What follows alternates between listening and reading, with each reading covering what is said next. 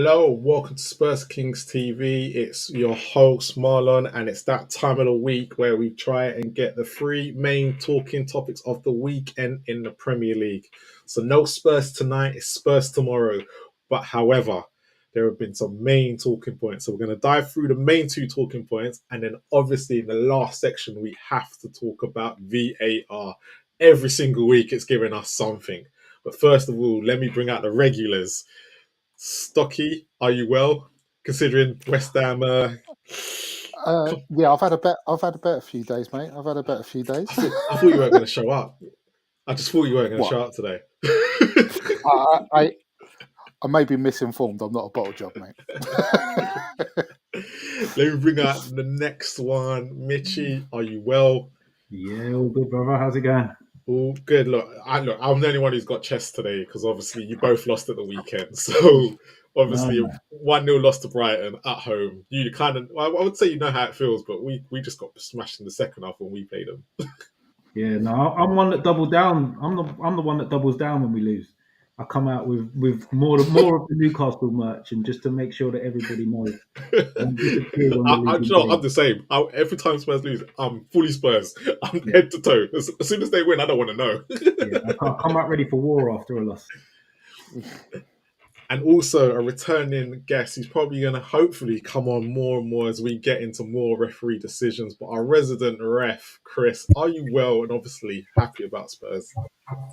Yeah, happy about Spurs. I'm hoping I'm not coming on more and more because that means there's no refereeing controversy, right? But that's probably not going to happen. So, but yeah, Spurs 6 wins out of 7. We're going to win the league, aren't we? Something like that, yeah. Now that Arsenal bottling it. Yeah, maybe. All right. So first of all, guys, I really wanted to talk about Super Sunday. And the reason why I want to talk about Super Sunday is I want to talk about one particular team that seems to be going very well silently, who have dismissed their chances of winning the league. They've got a new manager in who had great foundations left to him. And you know what usually happens after that? If we look at Man United, we look at Wenger. But Liverpool. Why is no one talking about Liverpool for the title, but they're talking about Arsenal and City? Stocky, I'm going to come to you first. What do you make of Liverpool start on the slot? I think it's excellent. Excellent. To the second bit of your question about the Arsenal and City thing, I think with a lot of people in the media, they'll just dole out the same things. And over the past couple of years, Arsenal and Man City have been the two standout sides. But Liverpool are really going about their business well. I think Curtis Jones is playing well. I'm glad. I don't like Liverpool, but I'm always impressed they get a lot of youngsters coming through regularly, and that kind of softens me to them a little bit. Salah's looking fantastic. Yeah. So is this like a proper not signing a contract, so he's going to go out on a bang and give it everything he's got? It seems that way because I think he's all of a sudden he's got this extra special move of that outside of the left foot pass in for the strikers from the right hand side. I think he'd done it about 3 times.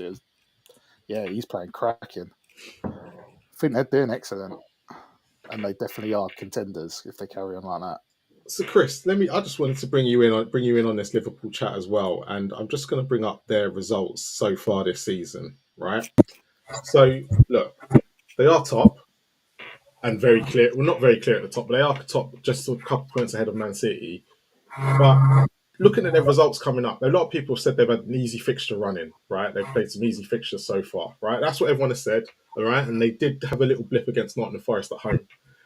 But with these fixtures coming up, they've obviously got Arsenal, Brighton in the cup, Brighton in the league. They've got Villa, Southampton, and then they've got Man City and Newcastle away, right? St James's Park, and we'll get to Mitch's point what he thinks is going to happen in that game in a minute. But where do you see Liverpool after these set of fixtures? Yeah, the next one after that Newcastle game's Everton as well. So interesting.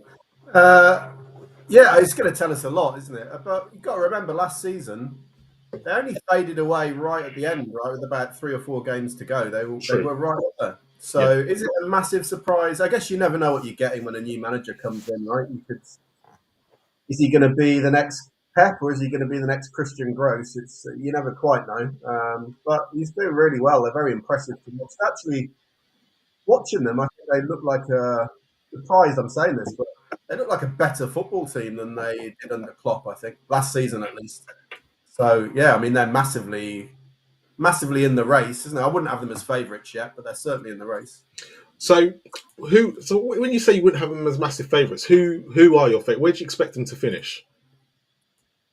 Second or third. I mean, I think the top. Everyone predicted the top three before the season started, right? I don't know how you could really argue against City being favourites at this stage, given they've won 5 of the last 6 league titles. So they're certainly my favourites. Although they've looked a little bit ropey, but City always look a bit ropey early on in the season, so there's no massive surprise there. Let's see with Liverpool. Jury's still out. I mean, they've done really well, but they've got the big test coming up, haven't they? So, Mitch, where are you sitting with Liverpool? Has Slot just slotted in, as most of the people have been saying in the media? He's taken on a great Liverpool team. Like Chris said, they were great up until the end and just faded away because to be honest, they were in too many competitions and they probably didn't have the squad depth. He's changed it up a little bit. What nobody knows, and I don't know if people have realised this, they've only conceded 3 goals this season. Yeah. Right? Which, considering Arsenal were meant to be the dark arts, the best defensive partnership in the league and everything like that, but yet Van Dijk, Konate are just literally, and Trent and I think it's been Simicast and a bit of Robertson between them, and yet here we go, and they've just literally lost their goalkeeper. Yeah, well, you've got to put them in with the title contenders now, because if you don't, you're looking at a one-horse race, which is going to be City. Because even at this early stage, I think Arsenal are 4 points off.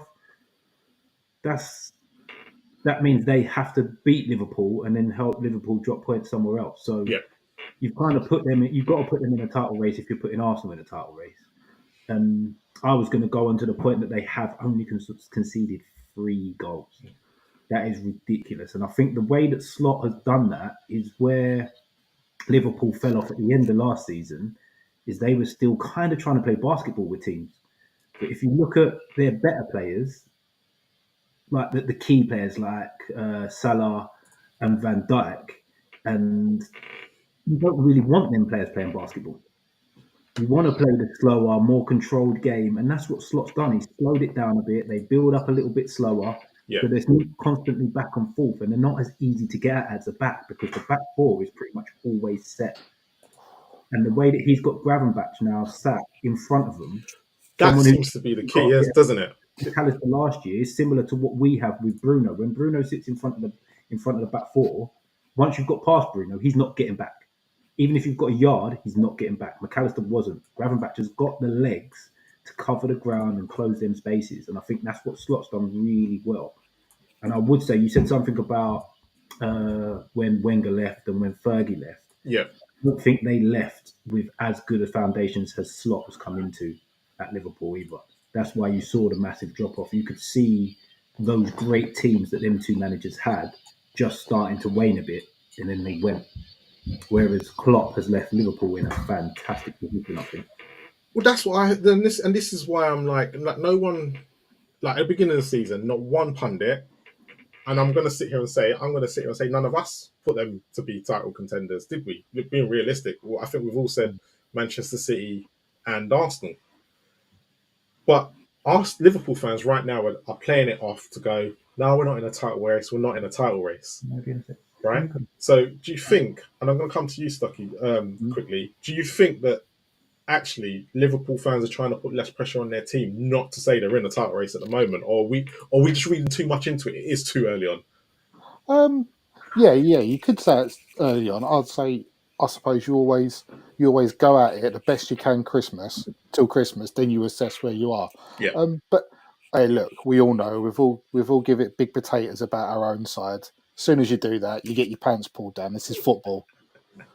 Like we try and learn from it, and let's face, we've all given Liverpool fans stick for always saying how great they are when they haven't been. So yeah, but this is what. But is this? I'm not going to bring everyone into this. Yeah. Is this very unusual, the Liverpool fans that we're getting at the moment? Because, like Stocky said, usually they're in our face, they're backing their team. but they just don't seem to be saying, yeah, this is it. What's holding them back? New gaffer. Maybe they're just getting used to it all. If they still had Klopp and were playing like this, they may have the bit more front about it because they know what they're going to get from Klopp. This is still early doors with Slot. Maybe they're just seeing how it goes. Chris, do you think it's anything to do exactly what Ange was doing last year to why Liverpool fans haven't really gone, we're not going to, we'll just wait? I was literally just thinking about Tottenham at the start of last season, yeah.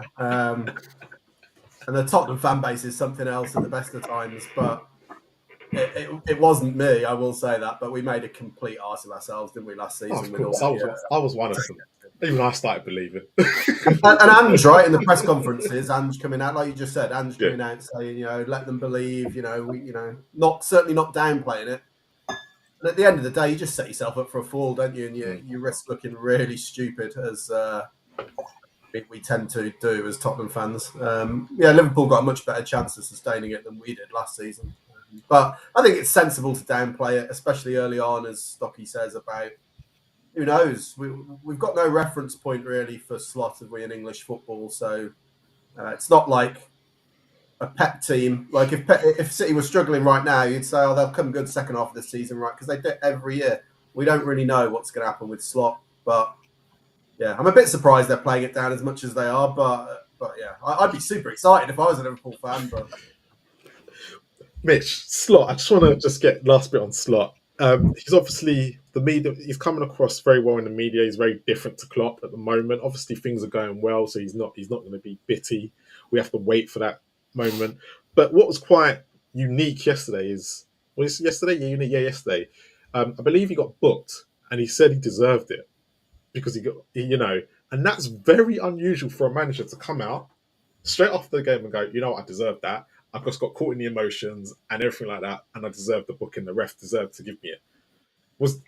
Is this the future of what we're going to see with Slot, or do you think it's just a one-off because he's doing well? It might be the future of what we're going to see with Slot. I don't think it's the future for managers going forward. It's just not the way. It's just not the way you go about things in that situation. In the majority of decisions, unless it's something that's ridiculously clear cut. Most managers will always take the opportunity to have a little dig, even if they know that they're in the wrong. So it is refreshing to see from Slot, but in regards to Liverpool and why their fans are playing it down, I've got no idea, because it's not like any Liverpool fan I've ever known in my life to not scream and shout when they're doing well. So maybe they're just being clever about it, that they know that if they do fall off, there is kind of a backup. There is kind of a reason behind it, with it being a new manager, with it being a new system, that maybe they know that if they go a little bit too hard now, in today's age with all of the podcasts and social media, they're not going to get away with it when the wheels come off. There's no way to. Also, on that, Marlon, you made the point that last year they dropped away because they didn't have the squad depth. So if that's the reason, and that's what the Liverpool fans believe, they're in no better position this season, right? They haven't signed anyone. So maybe that's in their mind that maybe same thing could happen again. So my question to all of you lot, right? So after the let's set of fixtures, they come up against Newcastle, so they get a result. Where would you guys expect Liverpool, right, to finish at the end of the season if they were still top by the end of that period? Stocky. Oh, top three. Easily top three. I want a position. I want second. Not second. Second. Yeah. Chris? I reckon if they get through to that Newcastle game, that means they've come through playing Arsenal and City, right? Yep.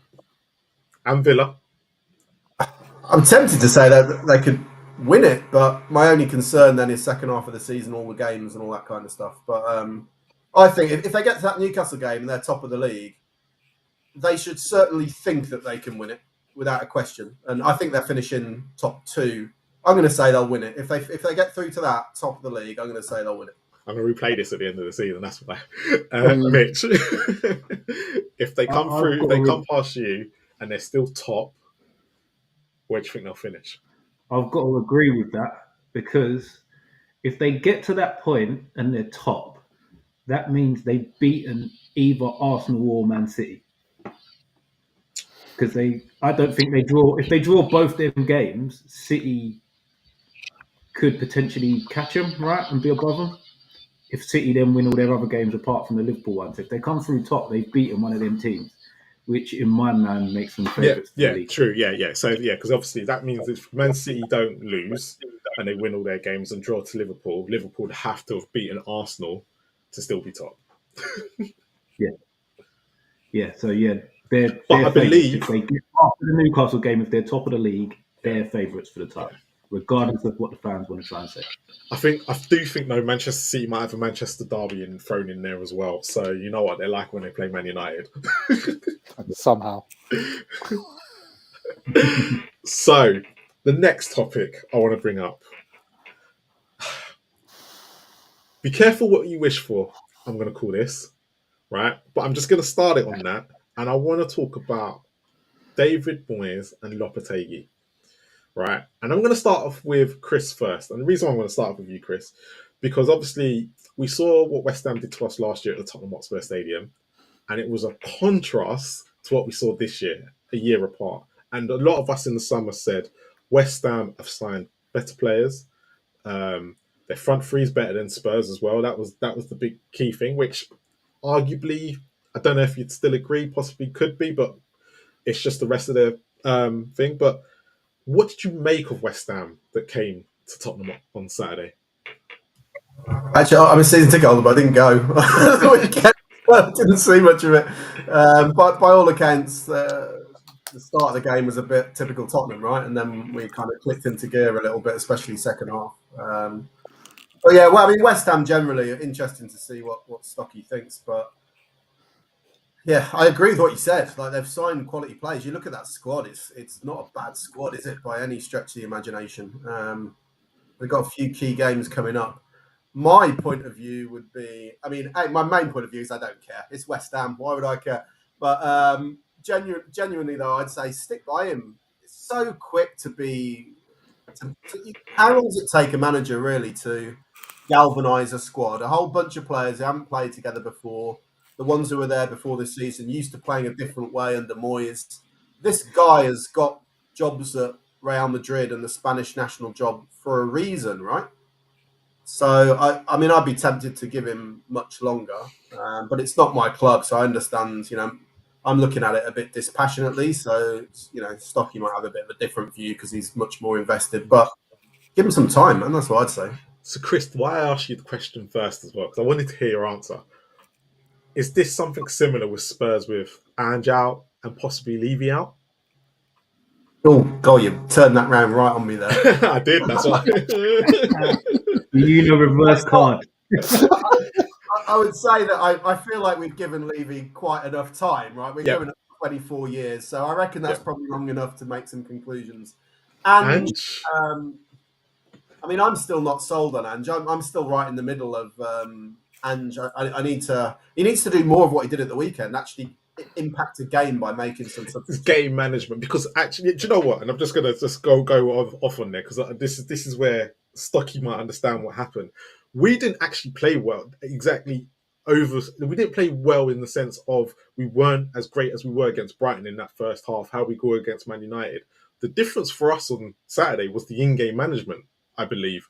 And actually, the way he turned the game into our favour, and it was literally just making a few tweaks that he has not done for a long time, which caused us then West Ham to collapse and help us in that second half. So I'm totally with you on that, Chris. But Mitch, as a neutral looking at this, you obviously, I'm going to say you must have caught the game at some point. But I'll have West Ham got to stick with Lopetegui and see it through?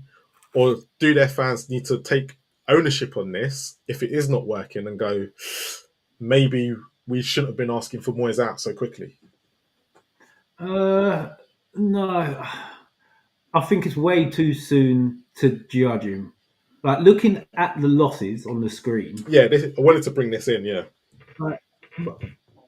In reality, if you look at the quality of the teams they've lost to, at the minute, those sides are better teams than West Ham. Well, this is the thing. Last season, Yeah, under agree. Moyes, they got results against some of these teams Yeah. because they were drilled to the way Moyes plays, and some of them teams don't like that system against them. They've got to break a team down. West Ham were good on the break, but the problem with the West Ham fans wanting Moyes out is because they've got players that even I would agree can play a better style of football than what Moyes was doing.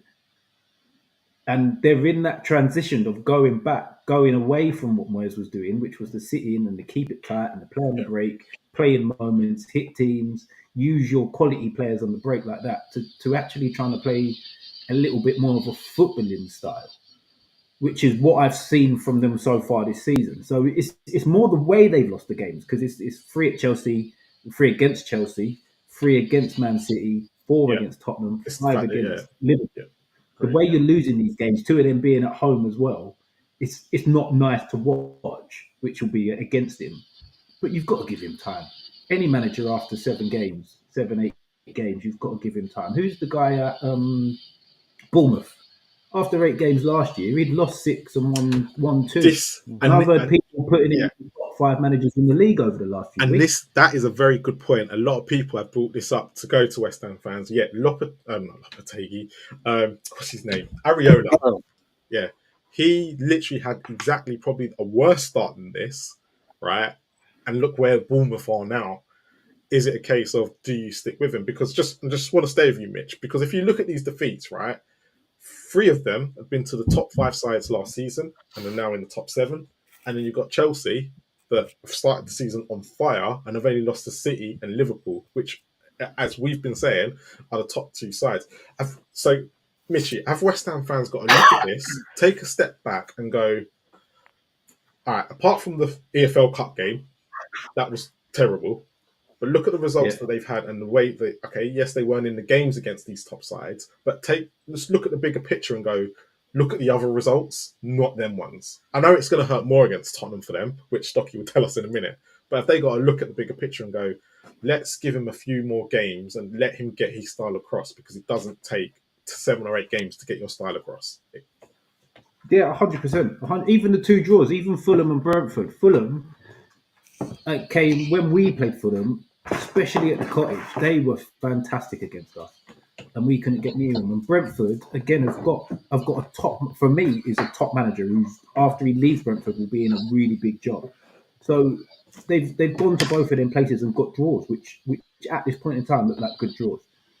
So you've got to give him a little bit more time to try and implement what he's doing. If you get to December and January and you can't actually see the change still, and it still doesn't look good, then maybe you start thinking about it. But after 7, 8 games, you can't be looking to, because it's just a complete reset. You start again. What do you go back to? Someone who's going to come in and play 2 banks and play on the break again.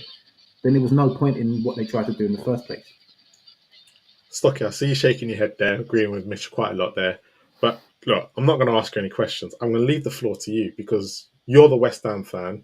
You're probably, I'm pretty sure you weren't Moyes out, was you? I certainly was not. Yeah, you weren't. So just making sure that I haven't got the wrong information in my head. I'm pretty sure you said that. But Lopetegui's come in. How are you feeling as a West Ham fan so far? You've heard what we've had to say, but you're more invested than we are. Certainly some interesting points, and funnily enough, very even-minded.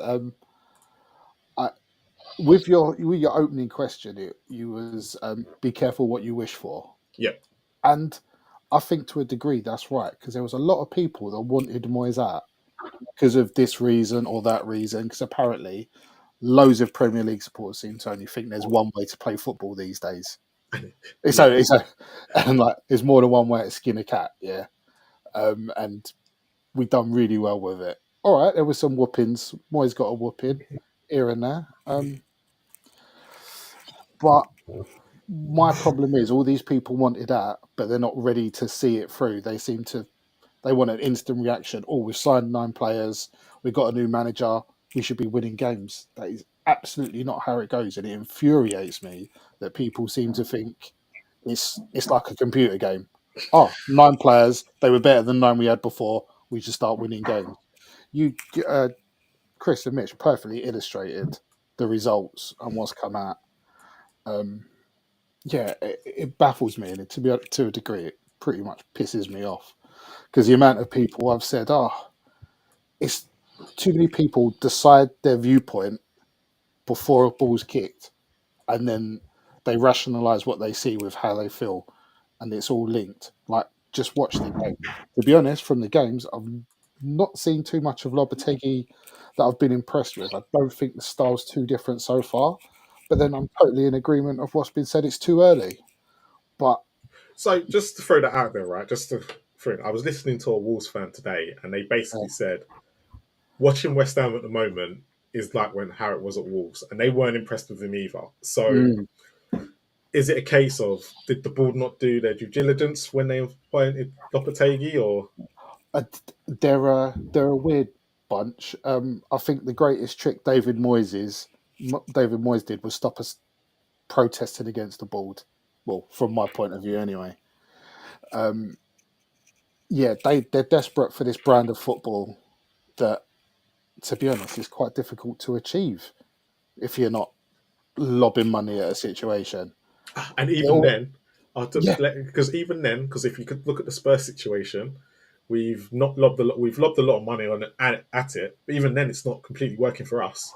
Yeah, it's so difficult, and that's what it does me in so much. Just whether it's West Ham, Tottenham, the amount of supporters you'll go watch a game next to, and like, have you ever fucking watched football before? This is not how it goes. I'm just to go to the game on Saturday.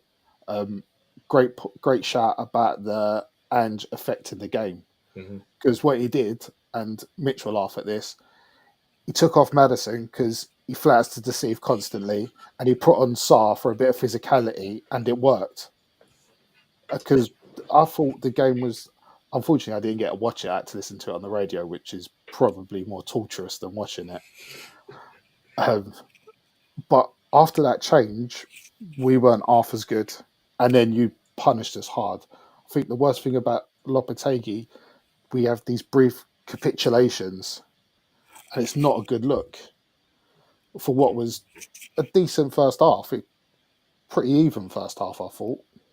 So, if you had a message for the West Ham fans now, before I bring the other two on the main incident from the weekend, so we can go on to our next topic as well, what would be your message to West Ham fans right now?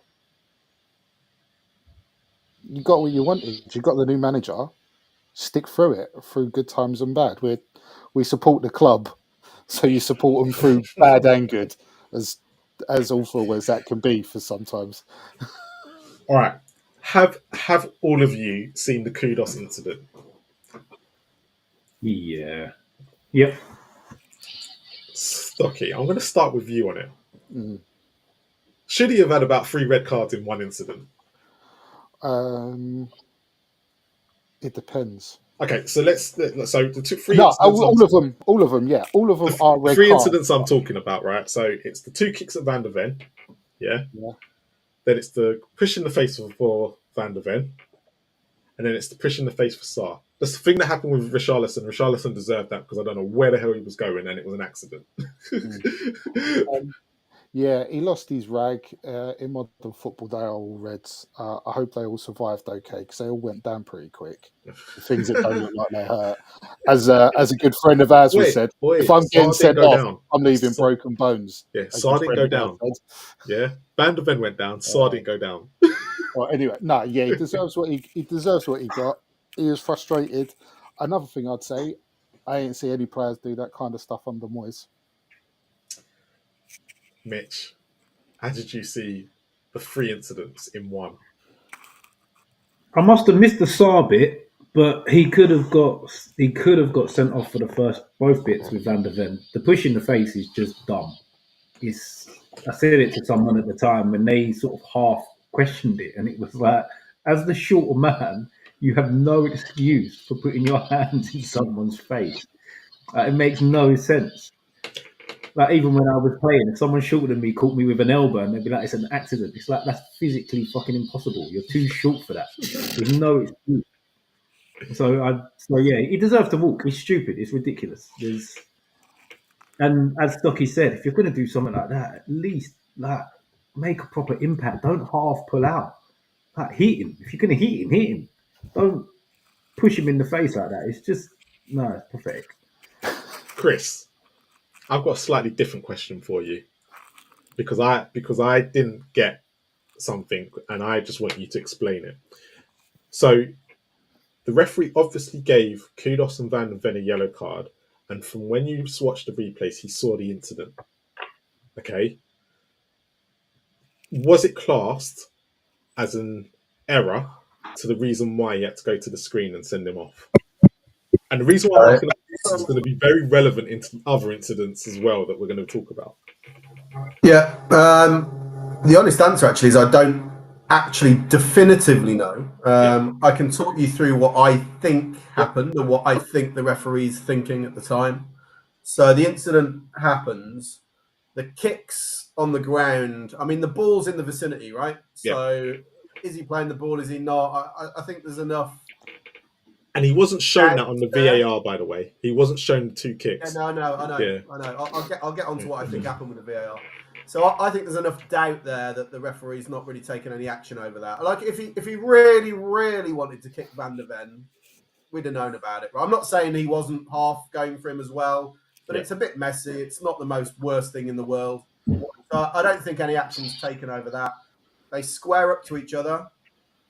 Van de Ven pushes Kudos, so that's why he's been cautioned, because it's what they call adopting an aggressive attitude. He pushed him in the chest. It's a yellow card. Kudos puts his hands up. Now, mostly that's probably going to be a sending off, but there is a bit of leniency there, where if you put your hands in someone's face, but there's really no force to it at all, a yellow card is justifiable. And I whether you think it's red or not, this is what I'm arguing, that the referee, in my opinion, I think that's what he's thought in real time. Yep. That's his judgment of the incident. He thinks, right, Van de Ven's pushed him. Yes, he has put his hands in his face, but with no real force, so therefore 2 yellow cards. I think he's completely missed the SAR incident, and that's why VAR get involved to say, you need to go and have a look at this. The SAR incident is worse. It's much more of a... Yeah, it's more aggressive. Let's be real, though. This is not a punch, right? This is not the worst act of violent conduct you're ever going to see. But there's definitely a clear push in his face, to the extent that you can't... There's no way for the referee to go on that one. It's got to be a red card. So I think he gets shown that on the VAR just because he's missed it. So I'm not sure it's really classed as an error. It's just come and have a look at this. You haven't seen it, and that's what he gets said. And the knock-on effect of that, if I'm right, good news for Stocky, I don't think there'll be any extra charges against him at all, personally. So, do you know, I didn't even see it like that. Actually, it's probably more the SAR incident that he's been sent off for, because actually you're right in the sense of you saw the first one, the Van de Ven one, and he's booked them both for that. So there'll be no 2 kicks. Again, he wasn't shown that on VAR. So again, you're right. There's no. If he wanted to kick him, he would have kicked him, right? Yeah. Richarlison will probably get reduced for the ban because everyone probably thinks he deserved it. No, nothing against Richarlison, but where was he going? Like, what are you doing? What was that? Yeah. But yeah, it probably did Richarlison a favour, because he probably would have done something stupid if he got there and didn't get an accident. Yeah, but it would have done Spurs fans. Yeah, but it would have done Spurs. Honestly, with Richarlison's injury record, when he went down, I thought he was out for the season. But so on that, let's talk about the other refereeing decisions now from the weekend. I'm going to bring one up, right? Because this seems to be causing a stir with Arsenal fans, right? You know, they moan about everything. What doesn't cause the stir with them? But I need to bring it up because when I first saw it, right, and I'm going to give my opinion on this one, right, because as well, and I want to talk about the Wolves Manchester City goal, right? When I first saw it and then I saw the replays, I said, and he went over to the screen and I said, he's got to give this goal. He cannot go against the decision, right? They've showed him every angle. And I don't think he's at any point, apart from before the corner is taken, is when he's interfering with the goalkeeper, right? And as I heard today from a Wolves fan, just to interject on that, is every corner, right? Actually, Silva and Sarr were joking around, messing around on the corners, and he was pinching his ear and whatnot. So they were both doing it to each other, right?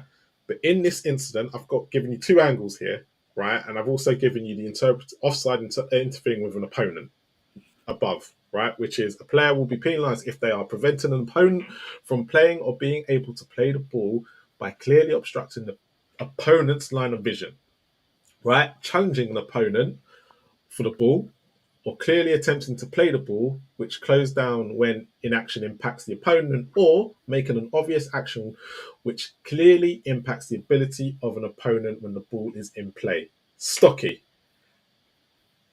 you saw the incident. Were Manchester City rightly awarded that goal? Yes. Why?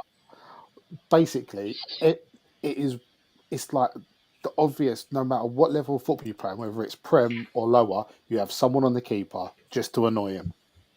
It's done like at every single level. So and that's all Silva was doing. It was Sarr that pushed him away, and then as soon as he got pushed away, Silva ducked and done everything to get out of the way of it. So the excuse from Arsenal fans, right, and give or take, is he still not having some calls on the goalkeeper, even though where he is standing, he's still in the line of the goalkeeper, even though it comes like he's there, he's still having an impact on what the goalkeeper's decisions he's going to make. Yeah, but so would the other 22 players ahead of him as well. But they're onside. I think they're just clutching at straws. Go on, Mitch. This is massively rich from fucking Arsenal fans here, by the way. Yeah, they do it on every corner. Run 10 yards to do what Silva's done rather than just standing there. And all of this offside interpretation stuff only comes into play once the header, the contact of the header. And at the point of the contact of the header, he is doing none of those things. As you said earlier, yeah. But look at where the header is. So these two were doing it all game. Yeah, they've been doing it all game. If Wolves were that worried about it, put a man in between them. So my question is here, because look, if you see where the ball is, right, because that's where he heads it, and we see where Silva is. I know he's tiny, right, and I know what I said earlier, but he clearly still having an impact on the goalkeeper, whether he's in the line of vision or not. He's still there in front, but is he causing enough for Sarr not to save it? Is he distracting him by being there, even though he's in an offside position? No. Why not? Because he's not in an offside position to the point of the contact, and he's not doing anything to Sarr past the point of the contact. But does he need? So the point of the contact is what makes him offside. So at that point, he's onside. But isn't it the line of vision? So the contact of the header, he's nowhere near the line of vision. He's not obstructing his vision. So my question is, all right, so if the ball goes further to his right instead of going where it did, then does Silva become an impact? If the ball goes over Silva's head into the corner of the goal, then yes. I can see the thought process behind it, but it doesn't. It actually goes a little bit to Sarr's left. So nowhere near where Silva was. He's not in his line. He's not obstructing his dive. There was contact between them before the point of contact for the header, but that had happened all game long. And Wolves were not bothered about it all game long. If they were that worried, put a man in between them to stop it happening. They can't. I can't see how they can have an argument on this one at all. And Arsenal fans going at it, saying it shouldn't stand. They do it from every fucking corner. Someone runs 10 yards to interfere with this. Martinelli stands on the heels of every goalkeeper. There was an incident against Manchester City, which a lot of Manchester City bringing up, where they were impacting Ederson. But the difference there was none of the players were offside when the ball's headed or when it goes in. So, Chris, referee's hat on. Why did he give this goal, and why did VAR refer him to the screen to cancel it? Well, it's the other way around, isn't it? They disallowed the goal on the field for offside. Oh, did they? I thought they didn't. Lino give it. I did the Lino. I didn't realize that. Sorry, that's me. That's the on-field decision was offside. Okay. And look, I mean, what everyone said is absolutely spot on. I think you guys need to go take up refereeing. You're absolutely right. But just to clarify a couple of things, what Silva does with the keeper before the ball's headed, the only thing you can penalise him for is a foul at that stage, because you can't be offside from the corner. So because he does stand in front of the keeper initially, right? There's no question about that. He does. Yeah, he wasn't. That's complete irrelevance from offside point perspective. you have to take a snapshot, which perfectly you've got right on the screen at this very moment of when the header comes in. And is he then doing any of the things at that stage that you can penalise for offside? So there's basically 3 things you get penalised for. Interfering with play, which is basically touching the ball. Interfering with an opponent, which you've got here. And then the other one's gaining an advantage, which is very specifically defined as kind of getting a rebound when you're in an offside position when the first shot comes in. So he's not done any of those. So it's interfering with an opponent. But he's clearly not. I think you can see very clearly here. Sar's got a good view. The only thing that would change it is if Silva was... is it Silva? I think it was Bernardo Silva. Yeah, Bernardo Silva, If Silva was doing some sort of gesture or action deliberately to put Sar off, that would probably change it. But actually what's happening here is Silva's running away from the goalkeeper. Absolutely not doing anything at all. So yeah, it's absolutely correct that they got it. I would also say it's correct on field that the assistant put his flag up, because when you're the assistant, you can't judge the distance. And I mean, look at that there. How are you supposed to know as an assistant whether Silva stood right in front of the keeper or whether he's a yard to the right? You can't. So you've got to say that guy's in an offside position. So I've got some sympathy for the assistant. So I think it was handled actually well, and I think the VAR has done a good job here. The main complaint I've seen is the Wolves fans referencing one from last season. But it's fundamentally different. The one that they had disallowed last season was they've got a player called Chirewa who was stood in front. I can't remember what game it was stood in front of the keeper, and it was disallowed. Very similar.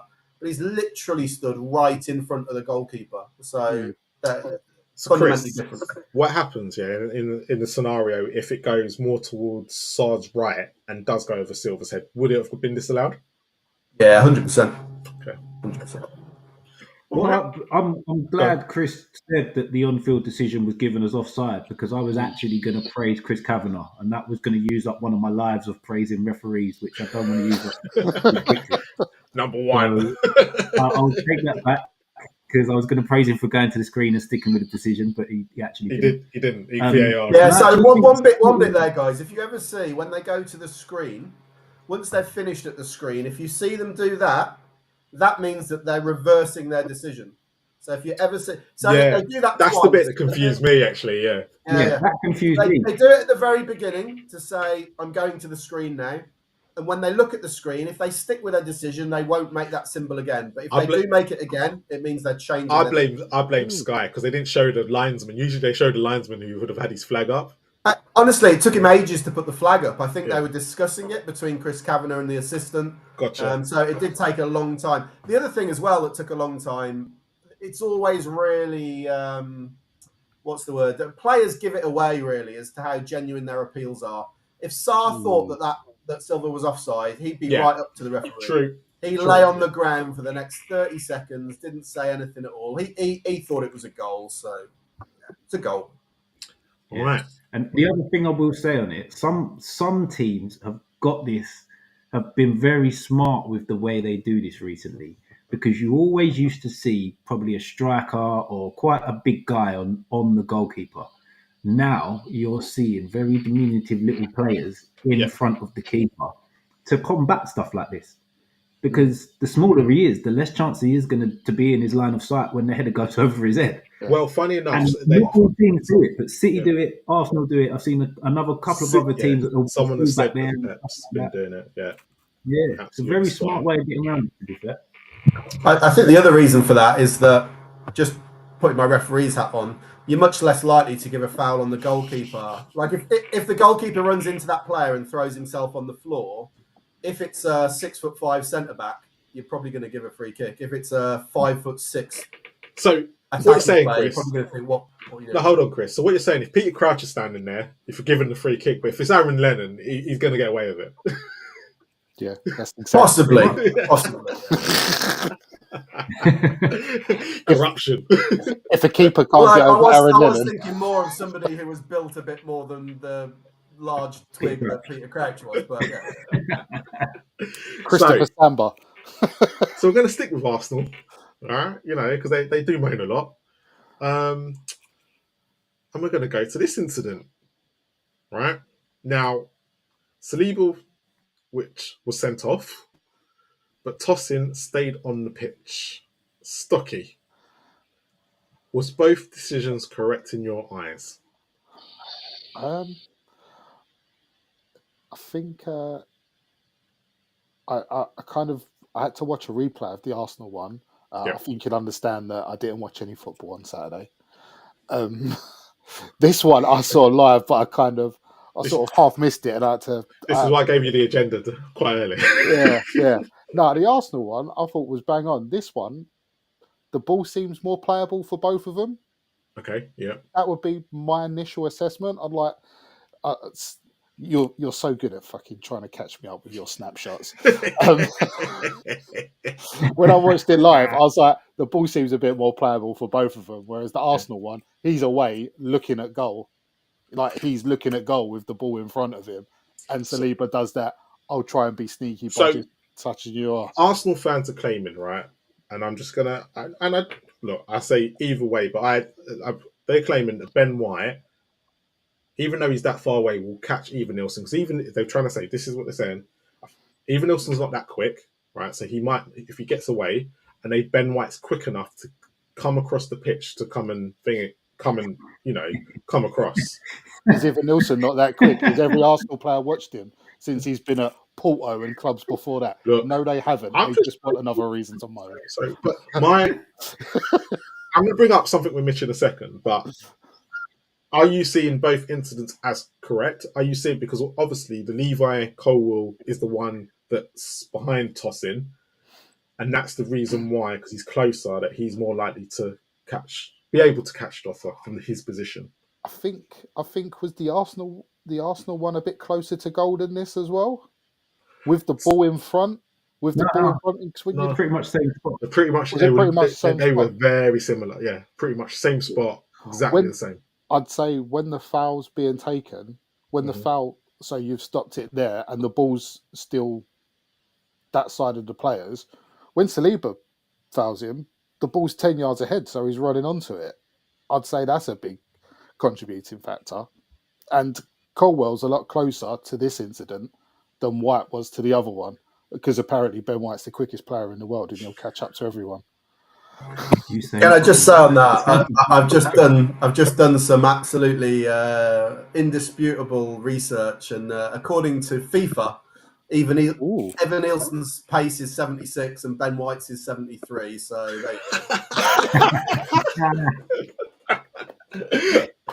that's the insight we're looking for, isn't it, Marley? There you go, Stocky, far up football that's manager. What I'm here for. Yeah. Mitchie, I'm going to come to you on this, right? And this is how I explained it to an Arsenal fan earlier, right? Because let's put Van der Ven in both situations, yeah? Let's put him where Levi Colwill is, and let's put him where Ben White is, right? Which one is he more likely to get there first to? And then I said, forget Van der Ven as well. Let's take Thiago Silva, right? Who wasn't the quickest when he came to the Premier League. He was old, right? Because you can't judge it on a player. You have to judge it for every single defender, right? Which one is he more likely to get to? Is he more likely to get to the Levi Colwill one on the Liverpool one, or is he more likely to get to the Evanilson one? Right? Now, forget how fast the player is. Defender is more likely to stop a shot from the attacker if you're in Levi Colwill's position, especially the direction of the ball. As Stocky said, for the Bournemouth one, the ball's over the top. He's in on goal. He can take one touch in the same direction that the ball's travelling and get a shot off. Whereas Jota has then the ball's going towards the sideline. He's got to take a touch which changes his angle of run, probably take another touch before getting a shot off. By that time, Colwell's more than back in his line of vision when he's trying to take a shot from me. And if Arsenal fans want to say, well, Ben White's this much quicker than Evanilson, for me, Colwell's probably quicker than Ben White, and he's miles quicker than Jota. Evanilson's quicker than Jota. So that just says that Colwell's got even more chance of getting back than Ben White had. Because the difference in pace between Jota and Colwell is bigger than the difference in pace between White and Evanilson for me. So that's just madness, whatever. Do you think it's petulance from Saliba? Because for how early on it was in the game, right? do you think he should just let Evanilson run through and see? You know, Ray has been. I'll be open. I don't know why I'm going to say this on my Spurs channel, but Ray has been phenomenal this season. He has started the seasons off so well that I would be in that situation going, you know what, I'm going to trust my goalkeeper, because even if he does score, we're going to be better off with 11 men on the pitch than we are with 10. For me, in that position, he's just got to back himself. If Evanilson's that slow, why has Saliba pulled him? But this is what I don't get why he's pulled him. Right. So Saliba must know if he's slow, so he'll think, right, I'll let him run and I'll catch him anyway. So he's got to back himself to get back. They're on the halfway line. Yeah, for me, like you look at it's Tosin, right? It's Tosin Adebayo that does it in the bottom one, but he's been at Fulham, right? He was at Manchester City years ago, so I kind of expect that from him. He's playing for a club like this, and he probably. I know Leno weren't a bad goalkeeper, but he doesn't probably back the Fulham players as much as he should the Chelsea players in this situation. And it was Jota. Like, he was very, well, 1-on-1, he's pretty good. But in that situation, he probably saw Levi behind him and thought, I might get away with this. But in Saliba's situation, I'm looking at it going, what are you doing? It's madness. I don't think he's... Because the Saliba's actually dragged Evanilson down when he's away. Tosin and Jota is a lot more of a coming together than I'm going to just stop him running in at goal. It's not like he's dragged him. It's not like he's deliberately kicked at him. It's more of they've turned to get the ball and he's gone across his path and he's fouled him doing that. Whereas Saliba has deliberately fouled Evanilson. Chris? I agree with you about Saliba. Like, he's better off just leaving him. But I don't think in a split second on the football pitch, I don't think you think that, right? You just think, especially because that was really unexpected, right? It's the Arsenal player who suddenly played the ball back, completely unexpected. I think it's just a natural kind of don't want the attack to get ahead of me thing. So Chris, thought about it. So the reason why I've said that is because there was someone brought up a couple of situations last season, right? And the reason why I brought it up like that is because Saliba didn't do that last year. He'd allow him to go past, and for some reason, and the reason why I asked this question is because is the pressure now starting to get to these Arsenal players, because it's now 2 seasons in a row where they haven't beat Manchester City to this. They've gone all defensive in the last few weeks, and Saliba had a bad international break where, I don't know if everyone saw it, but he's slipping all over the place and gets done. So is it a case of, was it more the pressure? Like, he wasn't doing this last year, and I think that's the point I was getting to, where this season he is now starting, these little mistakes are starting to creep into his game that we didn't see before. I think that's a big conclusion. I think it's just one of those moments. It happens really quickly. No one's expecting Trossard to boot the ball in that direction. You just, as a defender, you don't want your attacker to get ahead of you, right? Hands on him. And to be honest, I didn't think it was the worst foul. I thought Evanilson... He was always going to always dive. Just going to go, right, I felt a bit of contact, I'll go down. So from a referee's point of view, both decisions correct? Oh, God. In my opinion, yeah. I mean, I think the Chelsea one is easier. To be fair, the guys have actually called it out really well and identified the key points here. So I think the main two are that Colwell is a lot closer than Ben White. Yeah. As a referee, you can't... I'm not saying you don't take into account players' abilities as such. Like, if it's Gareth Bale, he's very fast, but you can't be expected really to have a knowledge of every single player's pace. So you kind of just sort of do, is it reasonable or not that player may get back and make a challenge? And I think Colwell, it is. The other thing with it, as I think Mitch said, was the direction of the ball. It was actually going... 2 things about the ball. One, it's not going directly to goal. It's kind of veering off to the right, sort of towards the touchline. And secondly, it's hit a lot harder in that Chelsea game. It's going right over the top. The Arsenal one was kind of slowing down and almost got sort of backspin on it. So the attacker's going to get to it. There's some doubt, I think, for the Chelsea one, whether the Liverpool player's going to get onto it or not. The ball's going a long way ahead. And the more factors you start to question and go, I'm not quite sure, the more doubt you build up. It's not about whether they'll score or not, because if you were going to factor in every player, then you need to think about, how good's the goalkeeper? You can't do that as a ref. Basically, the best way to look at it... Arsenal fans say take away the player who's made the foul, pretend they're not there. Yeah. Is that player who's going to run onto the ball going to get a shot on goal on a one-on-one? And if they are, it's a red card, basically. And I think for the Arsenal one, on balance, I wasn't sure when I saw it live. And it's a long way out. If he'd have gone, he did go yellow card, didn't he? I can understand that. And when I saw because it's a really complex refereeing decision. A lot is happening. You've got to know where the ball is going, how quickly, how firmly it's been hit, what direction and angle is it going at, where's the attacker, where's the defender, where are the other defenders, where's the goalkeeper, what direction are they all running in? So for a referee to do all of that in a split second is very hard. So I can understand why he went yellow. When I saw the replays and you see Raya running backwards, that's a really important point, because if he was running towards the ball, I think there's doubt over who gets there first. Yeah. So all of those for me, I think, my personal view, Evan Nilsson is going to get to the ball and he will get a shot one-on-one. I think there's far too much doubt in the Liverpool one to be sure about that. But if an Arsenal fan wants to argue that there is enough doubt there, it's a yellow card, I'd have more sympathy about that. I don't think the Liverpool one's a red card at all. Thank you. So it's finished Forest 1, Palace 0 tonight, which obviously means I think we might have a talking topic next week if Palace lose to Tottenham at the weekend. What's happening with them? But boys, thank you very much for tonight. As always, back next week. Stocky, still, who's going to promote you lot's pod? You or Mitchie? Wolf of Coin. Let people know where they can find you, and it'll be in the description as well after the show. Yes, Stocky_10 on X for me. Mitch, where can people find you and talk about the same as always? James Mitch 14 on X. The Where the Owls Sleep. Me and Stocky do a little podcast ourselves that we've reignited this week, which is WTOS_pod on Twitter and at Where the Owls Sleep on YouTube. I think what this days week you lot streaming? Yeah, we haven't got a set streaming day. We'll probably stream tomorrow if Stocky's about. hit the notification bell, then peeps. You can. Hit the notification bell. You're gonna get ad hoc. Yeah. So yeah, but once we settle it down and we get a set date, we'll let everybody know when that is.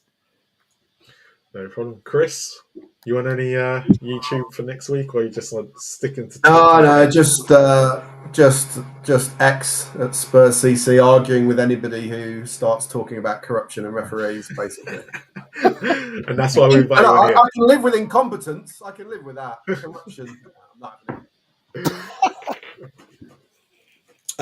No, thank you to everyone who tunes in. Make sure you come back tomorrow, especially if you're a Spurs fan, as it is Ashmatic's analysis, the show that everyone loves on this channel. And also back on Wednesday, make sure you tune in for the rival show, the Spurs fans. I think Deji, Jay, even Ash have got the Ash from Chess this week because they're Arsenal fans. They're going to come back. They're probably going to be hiding, so make sure you tune in on Wednesday because they've been mouthy for weeks. It's about time we put them back in their box. But as always, thank you guys. We are back next Monday, same time, same place. Make sure you tune in. Come on, you Spurs.